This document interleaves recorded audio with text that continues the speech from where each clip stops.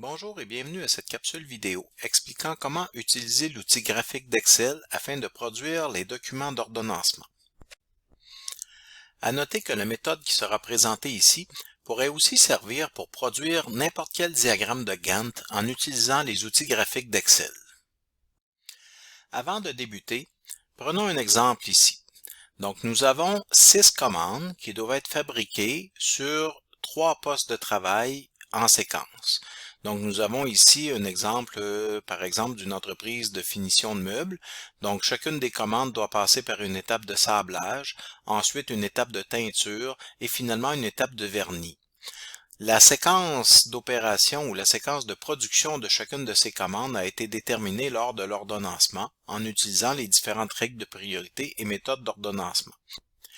La séquence présentée ici montre donc l'ordre dans lequel devront être réalisées ces différentes commandes. Chacune des commandes devra donc passer premièrement par l'étape de sablage, une fois celle-ci terminée par l'étape de teinture et une fois celle-ci terminée par l'étape de vernis. Notons qu'il n'y a qu'un poste de travail pour chacune de ces étapes. Alors, la commande numéro 4, par exemple, ne pourra commencer la teinture tant que l'étape de sablage ne sera pas terminée et que le poste de teinture ne sera pas disponible. Les temps de fin de chacune de ces opérations pour chacune de ces commandes ont été calculés ici en utilisant l'algorithme de Roy. Donc, ce que l'on peut voir dans cette partie-ci du tableau, ce sont les temps où chacune des opérations se terminera pour chacune des commandes. Nous commencerons donc par le document Programme de production. Le document Programme de production est un diagramme de Gantt qui présente le cheminement de chacune des commandes sur les différentes étapes de production, au compte de 3 dans notre exemple. Afin de produire ce diagramme en utilisant les outils graphiques d'Excel, nous avons besoin de structurer l'information d'une façon particulière. Le tableau que vous voyez ici a été préparé à cette fin.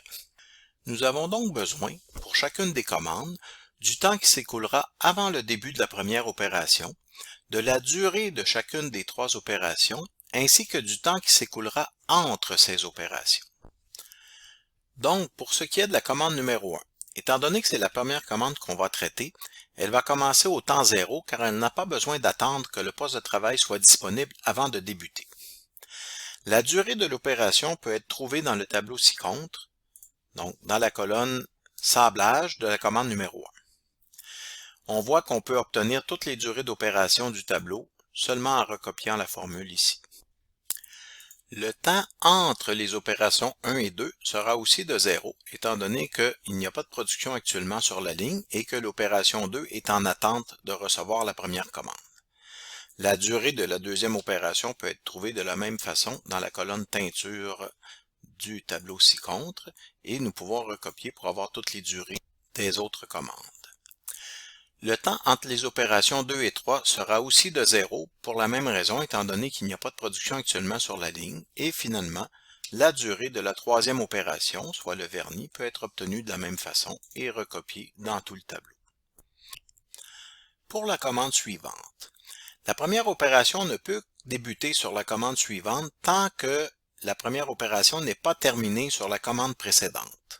Et comme cette opération a débuté seulement après un certain temps d'attente, la première opération ne peut débuter tant que le temps d'attente plus la durée de l'opération sur la commande précédente n'ont pas été effectués. Donc nous ne pouvons commencer la première opération sur la commande 4 avant 5 heures. Comme cette opération demande 2 heures, cela veut dire que la commande 4 ne sera pas prête pour la deuxième opération avant 7 heures. C'est ce que l'on retrouve ici dans le tableau de l'algorithme de Roy. Cependant, nous ne pouvons pas effectuer la deuxième opération tant que le poste de travail n'est pas disponible, tant que le poste de teinture n'est pas disponible. Comme la première commande demandait 5 heures pour la première opération et 5 heures pour la deuxième opération, cela veut dire que le poste de teinture ne sera pas disponible avant 10 heures. Alors même si la commande 4 a terminé cette première opération, elle devra attendre jusqu'à 10 heures avant d'effectuer la seconde opération. C'est ce que nous retrouvons ici dans le tableau de l'algorithme de Roy. Cela veut donc dire que l'opération de teinture sur la commande 4 ne peut pas débuter soit avant 7 heures pour que la première opération soit terminée, ou avant 10 heures pour que le poste de travail soit disponible. Il y aura donc un délai d'attente entre la première et la deuxième opération sur la commande 4. Ce délai d'attente peut être obtenu en soustrayant le temps de disponibilité du poste au temps de terminaison de la première opération. Donc, nous aurions ici 10 moins 7 égale 3 heures. Par contre, advenant le cas où l'opération de teinture de la commande précédente serait terminée avant que l'opération de sablage de la commande actuelle soit terminée. Donc, disons qu'ici, la teinture se serait terminée après 6 heures. Notre soustraction nous donnerait 6 moins 7 égale moins 1. En fait, il ne devrait pas y avoir de délai d'attente à ce moment-là, car le poste serait disponible dès que l'opération précédente serait terminée. La formule à mettre dans cette cellule ici serait donc égale max la disponibilité du poste de travail moins la fin de l'opération précédente ou alors 0. Comme ça, si la soustraction nous donne un chiffre négatif, nous obtiendrons un délai d'attente de 0. Et si la soustraction nous donne un chiffre positif, à ce moment-là, nous aurons le délai d'attente positif. Donc, nous nous retrouvons ici avec 3 heures. Le même raisonnement s'applique entre les opérations 2 et 3. Donc, le même type de formule peut donc être écrit. Donc, max, temps de disponibilité du poste, moins temps de fin de l'opération précédente, ou 0. Nous obtenons ici un délai d'attente de 5 heures entre les opérations. Les formules dans ces 3 colonnes peuvent maintenant être copiées tout le long du tableau et nous obtiendrons le tableau qui nous servira à tracer notre diagramme de Gantt. Pour produire le diagramme de Gantt programme de production, il s'agit maintenant de sélectionner l'ensemble du tableau. Allez dans l'onglet Insertion, dans l'outil Graphique, dans Tous les graphiques, sélectionnez les diagrammes en barres et choisir le modèle barre empilée. Il faut faire attention de ne pas choisir le modèle barre empilée 100% car nous ne sommes pas en train d'analyser la proportion d'un tout. Donc, bien choisir le modèle barre empilée. Donc, nous obtenons ici un graphique qui commence à ressembler à un diagramme de Gantt. Afin de compléter notre diagramme de Gantt proprement dit, nous aurons besoin d'appliquer quelques modifications. Premièrement, tout ce qui est délai d'attente ne sont pas des barres que nous devrions voir sur notre diagramme de Gantt. Nous allons donc enlever la couleur de ces séries.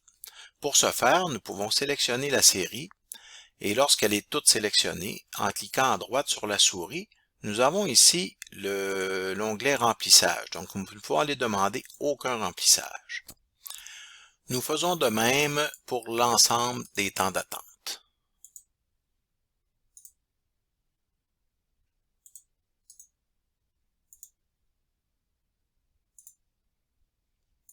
Maintenant, nous commençons à voir quelque chose qui ressemble à un diagramme de Gantt.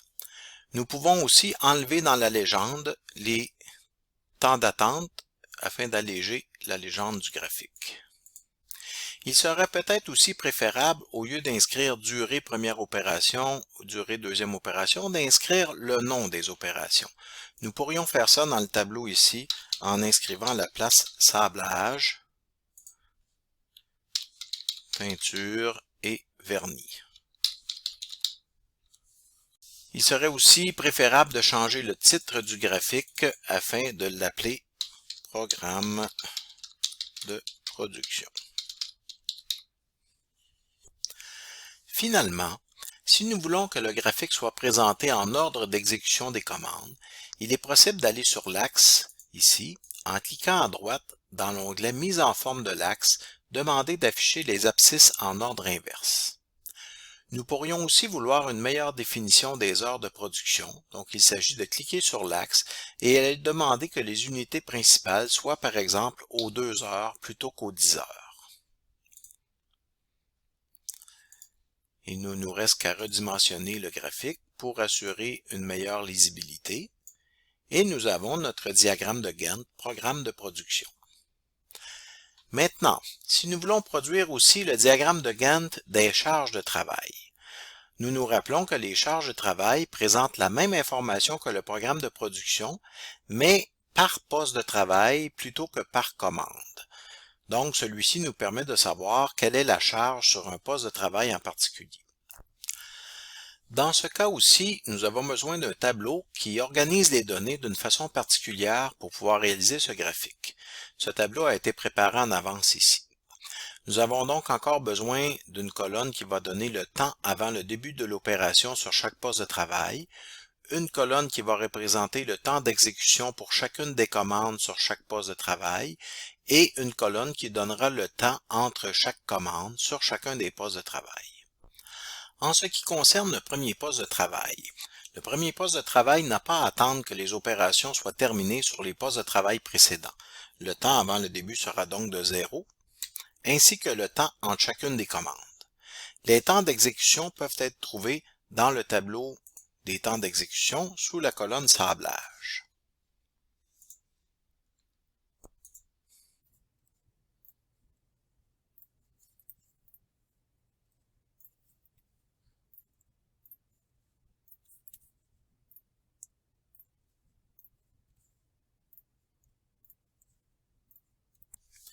Maintenant pour la seconde opération.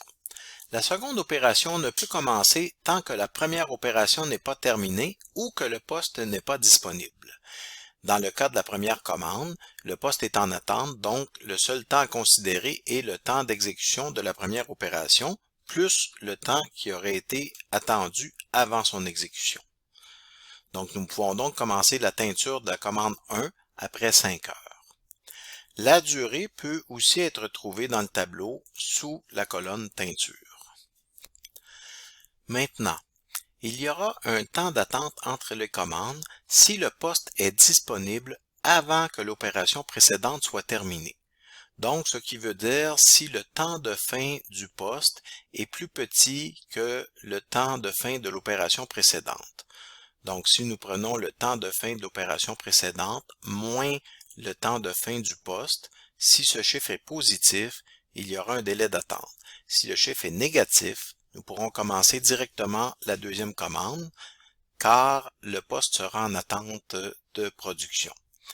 Donc, la formule à écrire ici est égale max du temps de fin d'opération précédente moins le temps de fin de disponibilité du poste, et si le chiffre est négatif, nous aurons un 0.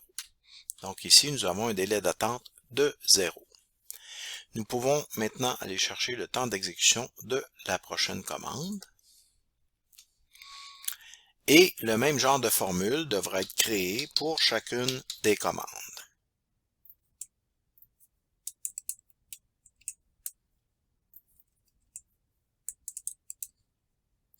Ici, il est important de faire attention de ne pas se tromper.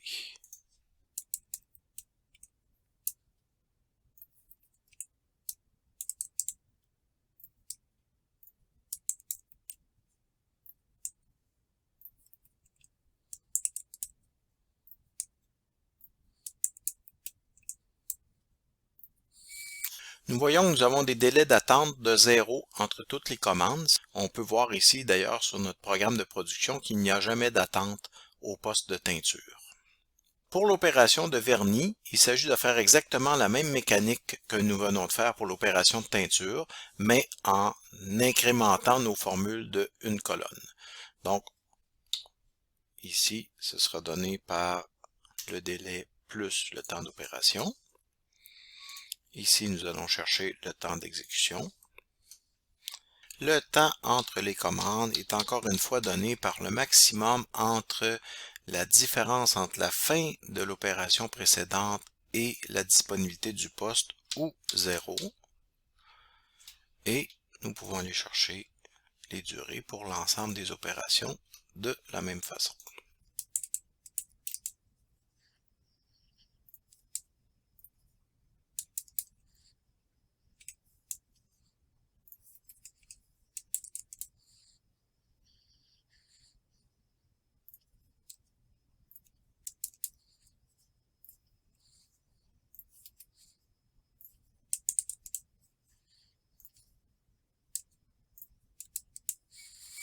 On peut voir ici qu'il y a un temps d'attente entre les commandes, ce qui correspond à ce qu'on peut voir sur le programme de production ici. Il y avait un délai d'attente aussi.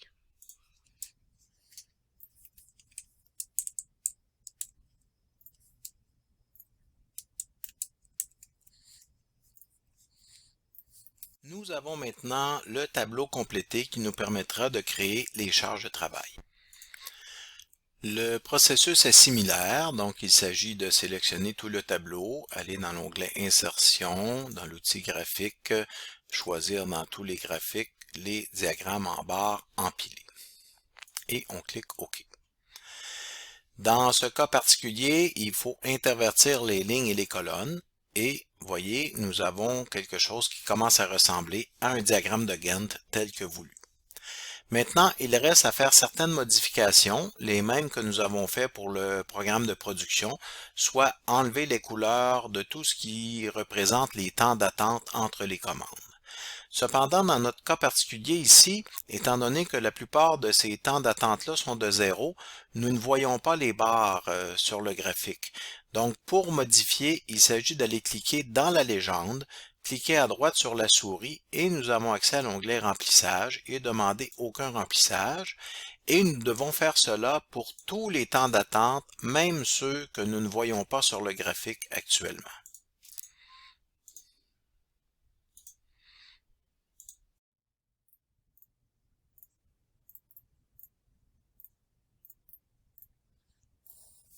Donc, on voit que le graphique a été nettoyé ici des différents temps d'attente. Comme nous avons fait pour le programme de production, nous pouvons aussi supprimer de la légende ces temps d'attente afin d'alléger notre légende.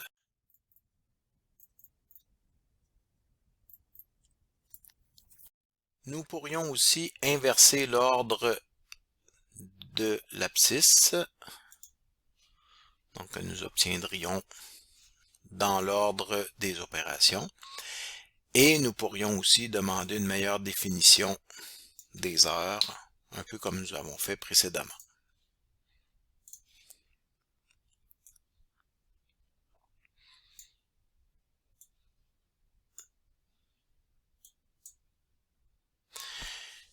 Et finalement, remplacer le titre du graphique.